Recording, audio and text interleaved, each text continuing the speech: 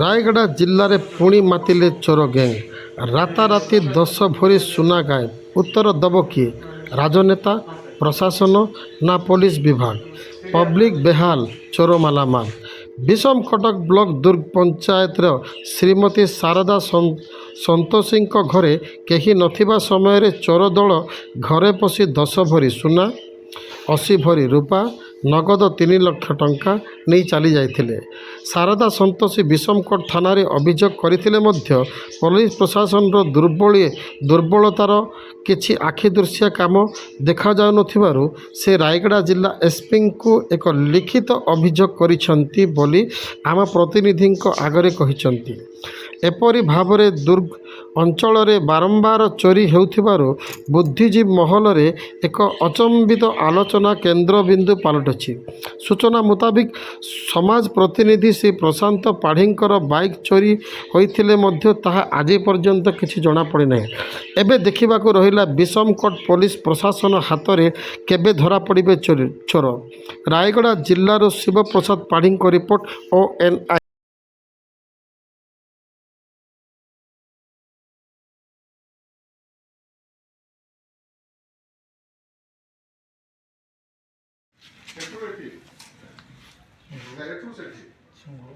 आपला टाइमिंग जଣା ପଡୁନି ବଟ ସେଟା ଟାଇମିଂ ଆସୁଛି ତାର ସିସିଟିଭି ବୋଲି ଟାଇମିଂ ଆସୁଛି ଆଉ କିଛି ନାହିଁ ସେଟା 11ଟା ରୁ ଘଣ୍ଟେ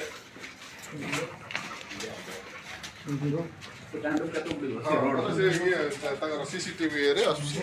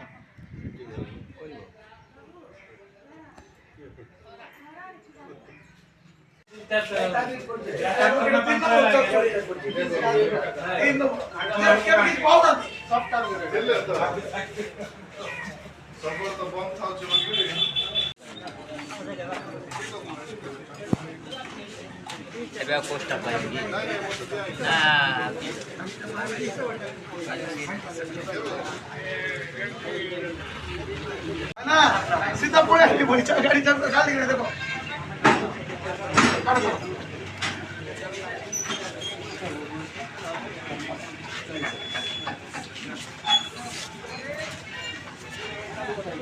शिशिर पानी रही दुर्ग चोरी जाए। हाँ आज्ञा मोर चोरी जाए।